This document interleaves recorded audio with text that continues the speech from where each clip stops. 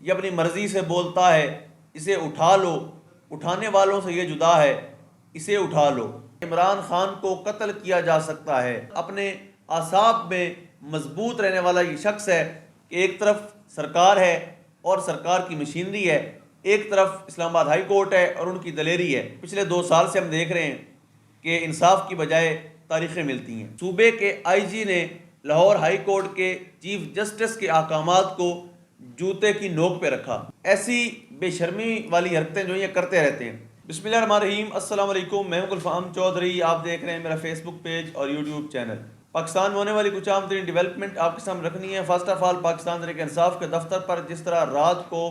Police گردی کی گئی اور وہاں پر ان کے دفتر کو مسمار کرنے کی کوشش کی گئی، اس کے اوپر پاکستان تحریک انصاف کا جو ریئیکشن آیا وہ یقینی طور پر بنتا بھی ہے کہ پاکستان کی سب سے بڑی پولیٹیکل پارٹی کے دفتر کو اس طرح سے پولیس گردی کے ساتھ، بدماشی کے ساتھ، گنڈا گردی کے ساتھ گرا دینا اور الٹا دندناتے پھرنا اور ساتھ میں یہ کہنا کہ یہ غیر قانونی تجاوزات تھے۔ اگر ہم شریف خاندان یا مسلم لیگ نون کی ماضی کی حکومتوں کی بات کریں، کیونکہ اس وقت بھی وفاق میں اور پنجاب میں مسلم لیگ نون کی حکومت ہے، تو ماضی کی اگر ہم بات کریں 2014 کے اندر منہاج القرآن مرکز سیکریٹریٹ پر بھی یہی کچھ ہو چکا ہے اور وہاں پر بھی یہی بہانہ بنایا گیا تھا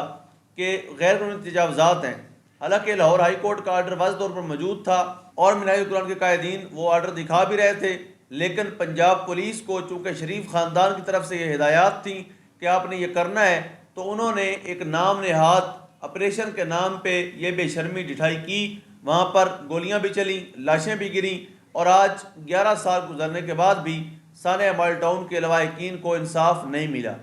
تو یہ شریف خاندان کی ماضی کی تاریخ ہے جس کو انہوں نے اس بار بھی دہرایا ہے، تو اس کے اوپر جتنی مذمت کی جائے وہ یقینی طور پر کم ہے، کیونکہ ایک جمہوری ملک کے اندر، ایک ایسا ملک جس کو آپ جمہوریت کے نام پہ چلاتے ہیں، آپ کی دکان کے اوپر جو لیبل ہے وہ ڈیموکریسی کا لگا ہوا ہے، آپ کی دکان کے اوپر جو لیبل ہے وہ آئین اور قانون کا لگا ہوا ہے، لیکن اس کے اندر صرف خیانت، بددیانتی، بدمعاشی، گنڈا گردی اور یہی چیزیں شامل ہیں۔ انہی عناصر سے آپ حکومت چلاتے ہیں تو کبھی بھی عوام کا یا ریاست کا اس میں فائدہ نہیں ہوتا۔ آج ایک پریس کانفرنس کی گئی ترجمان تحریک انصاف رؤوف حسن صاحب، لطیف کھوسہ صاحب اور علی محمد خان صاحب کی طرف سے انہوں نے یہ خدشہ ظاہر کیا کہ عمران خان کو قتل کیا جا سکتا ہے۔ یہ اس وقت تک کا پاکستان تحریک انصاف کا سب سے بڑا الزام ہے اور ان کا یہ خدشہ ہے، ان کو یہ خطرہ ہے کہ پاکستان تحریک انصاف کے بانی و چیئرمین عمران خان کو قتل کیا جا سکتا ہے۔ پریس کانفرنس کرتے ہوئے انہوں نے کہا کہ پہلے بھی خدشہ ظاہر کیا تھا، یعنی خان صاحب نے خود اس بات کا خدشہ ظاہر کیا تھا کہ ان کو قتل کیا جا سکتا ہے۔ اب اس بات کی طرف مزید حالات جو ہیں وہ جاتے دکھائی دیتے ہیں، تو یہ لوگ مزید ان کو نکالتے تھے اور لاتے تھے۔ اس بار ان کی مرضی کے خلاف ہوا تو انہوں نے 9 مئی کا ڈرامہ کر دیا۔ یعنی یہ رؤوف حسن صاحب نے کہا کہ پہلے یہ لوگوں کو لاتے بھی تھے، بٹھاتے بھی تھے، نکالتے بھی تھے، لیکن ان کو پوچھتا کوئی نہیں تھا، ان کے سامنے سٹینڈ کوئی نہیں لیتا تھا۔ سب لوگ میاں صاحب کی طرح کبھی ڈیل کر کے بھاگ گئے اور کبھی رائیونٹ کے اندر آ کے happy birthday to you منانے لگ گئے، تو کوئی بھی ایسا بندہ ان کو ٹکر کا نہیں ملا تھا جو بندہ اس بات پہ سٹینڈ لیتا اور لوگوں کو بتاتا کہ ان کو کس جرم کی پاداش میں وزیر اعظم ہاؤس سے آؤٹ کیا گیا اور کس جرم کی پاداش میں ان کی حکومت کو چلتا کیا گیا۔ لیکن خان صاحب کے بارے میں بہت سے لوگ پہلے بھی کہہ چکے کہ یہ بندہ اگر آپ 100 بار اس کو چیلنج کریں گے تو یہ 100 مرتبہ آپ کو غلط ثابت کرے گا، اور اپنے اعصاب میں مضبوط رہنے والا یہ شخص ہے، کبھی بھی یہ ہار نہیں مانے گا۔ اور بلکہ عمران ریاض خان کا میں ماضی کا کلپ دیکھ رہا تھا، انہوں نے ایئر وائی نیوز سے بات کرتے ہوئے کہا وسیم برامی کے پروگرام میں کہ یہ ایسی چپک ہے، ایسی مصیبت ہے کہ اگر آپ اس بندے کو 5 سال پورے کیے بغیر بھیجیں گے تو یہ آپ کے گلے پڑ جائے گا اور کبھی بھی یہ پیچھا نہیں چھوڑے گا۔ یہ نکل کے پوچھے گا نہیں کہ مجھے کیوں نکالا، یہ بتائے گا مجھے کیوں نکالا۔ تو اس بات کو اگر ہماری اسٹیبلشمنٹ یا ہماری ریاست کے ادارے جو ہیں وہ پہلے سوچ لیتے تو آج حالات یہاں تک نہ آتے۔ مزید رؤوف حسن صاحب نے کہا کہ ہمارے سیکریٹریٹ پر نقب لگائے گئے ایک دن پہلے یو این کا وفد بیٹھا تھا، انہوں نے ہم پر اٹیک کیا اور ان کی گاڑی کو چیک کیا۔ اب دیکھیں کتنی شرمناک اور افسوسناک حرکت ہے اسلام آباد پولیس کی اور ریاستی مشینری کی کہ وہاں پر یو این کا وفد بیٹھا ہے، یہ وہاں پر جا رہے ہیں حماد صاحب کو تلاش کرنے کے لیے اور ان کی گاڑی کو چیک کر رہے ہیں۔ ایسی بے شرمی والی حرکتیں جو یہ کرتے رہتے ہیں۔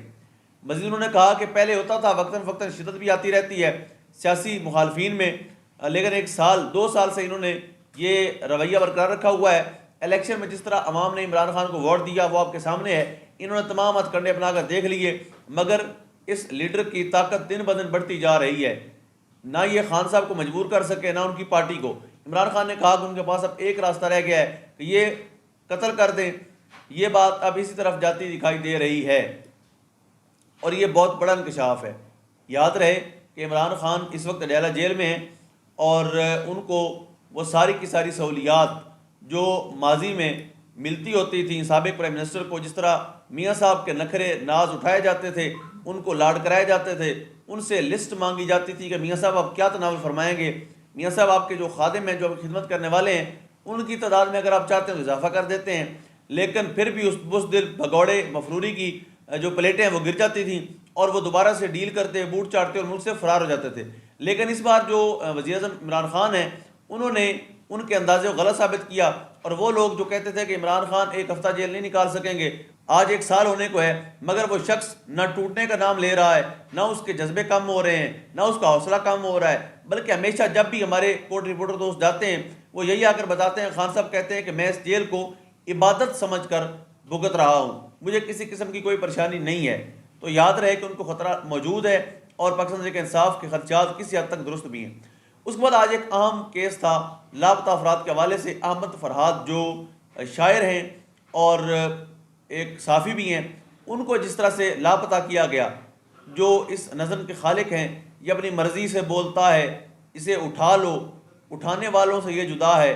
اسے اٹھا لو،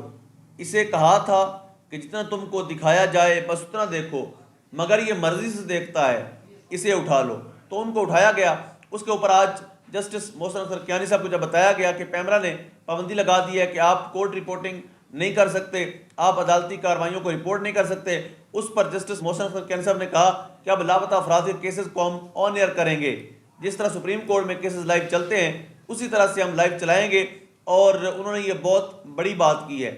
اب دیکھتے ہیں کہ ایک طرف سرکار ہے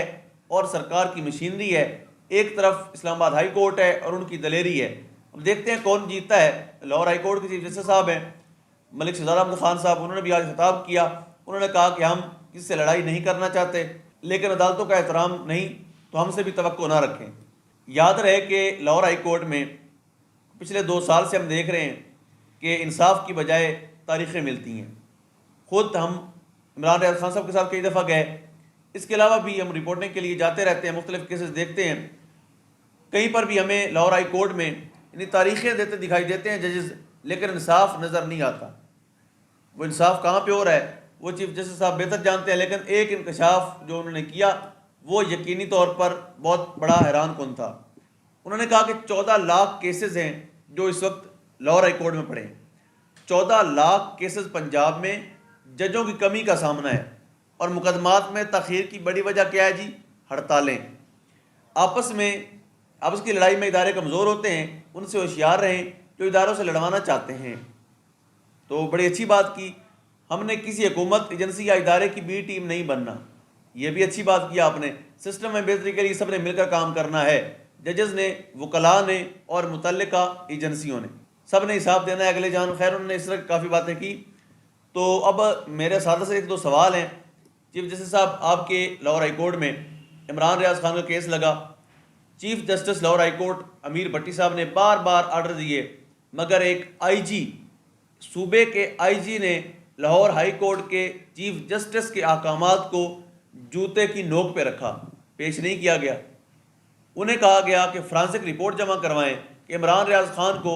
لے جانے والے کون تھے جو گاڑیوں میں لے کر گئے تھے، وہ ریکارڈ آج تک پیش نہیں کیا گیا۔ جتنے مقدمات آپ کی کورٹ میں گئے ہیں کسی پر بھی انصاف نہیں ہوا۔ تو ریاستی ادارے ہوں، پنجاب کے آئی جی ہوں، پنجاب پولیس ہو یا یہاں کی بیوروکریسی ہو، ان کی نظر میں لاہور ہائی کورٹ کا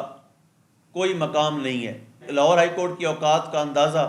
یہاں سے لگایا جا سکتا ہے کہ پولیس کی کسٹڈی میں حکم دیا جاتا ہے پرویز الہی صاحب کو گھر چھوڑ کر آئیں، رستے میں اسلام آباد پولیس چھین کر اٹھا کر لے جاتی ہے اور 1 سال تک بندے کو جیل میں رکھتی ہے۔ یہ ہے اوقات آپ کی عدالتوں کی۔ اللہ پاک وطن عزیز کا حامی و ناصر ہو۔ پاکستان زندہ باد۔